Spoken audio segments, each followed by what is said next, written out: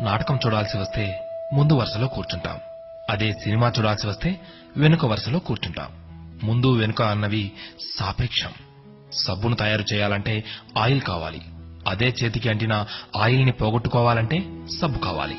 చిత్రంగా ఉంది కదూ, జీవితం కూడా ఇంతే. సమస్య వచ్చి పడింది, జీవితం అయిపోయింది అనుకోకూడదు. దానిని ఓ మలుపుగా భావించాలి. ఈ ప్రపంచంలో ఇద్దరు ఆనందిస్తారు. ఒకరు పిచ్చివాళ్లు, మరొకరు చిన్నపిల్లలు. గమ్యాన్ని చేరుకోవాలంటే పిచ్చితనం కావాలి. చేరుకున్న గమ్యాన్ని ఆనందించాలంటే చిన్నపిల్లలైపోవాలి. తాళంతో పాటే తాళం చెవి కూడా తయారు చేయబడుతుంది.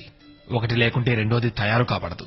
అలాగే పరిష్కారం లేకుండా సమస్య కూడా రాదు. తోటా కంటే శక్తివంతమైనది మాట. ఒక్క మాటతో సంబంధం తెంచేసుకోవచ్చు.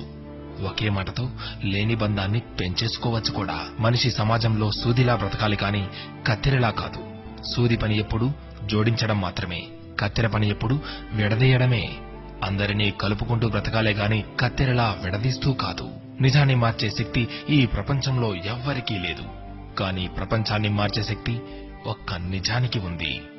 నీవు సంతోషంగా ఉన్నావంటే నీకు సమస్యల్లేవని కాదు, వాటిని ఎదుర్కోగల శక్తి, ధైర్యం నీకున్నాయని అర్థం.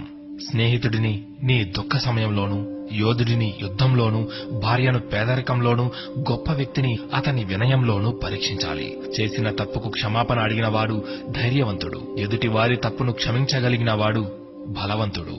కష్టం అందరికీ శత్రువే, కానీ కష్టాన్ని కూడా చిరునవ్వుతో స్వీకరిస్తే అది సుఖమై నిన్ను ప్రేమిస్తుంది. ఓటమి లేని వాడికి అనుభవం రాదు, అనుభవం లేని వాడికి జ్ఞానం రాదు. గెలిచినప్పుడు గెలుపును స్వీకరించు, ఓడినప్పుడు పాఠాన్ని స్వీకరించు. ఓడిపోయి విశ్రాంతి తీసుకుంటున్నప్పుడు ఆ ఓటమి నేర్పిన పాఠాన్ని చదువుకో, నీవే గెలుస్తావు. ఎవరికైనా ఉండేది రోజుకు 24 గంటలు మాత్రమే. గెలిచేవాడు ఆ 24 గంటలు కష్టపడుతుంటాడు. ఓడేవాడు ఆ 24 గంటలు ఎలా కష్టపడాలా అని ఆలోచిస్తుంటాడు. అంతే తేడా.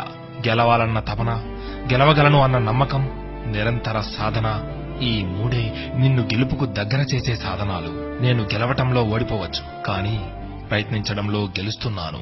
ప్రయత్నిస్తూ గెలుస్తాను, గెలిచి తీరుతాను.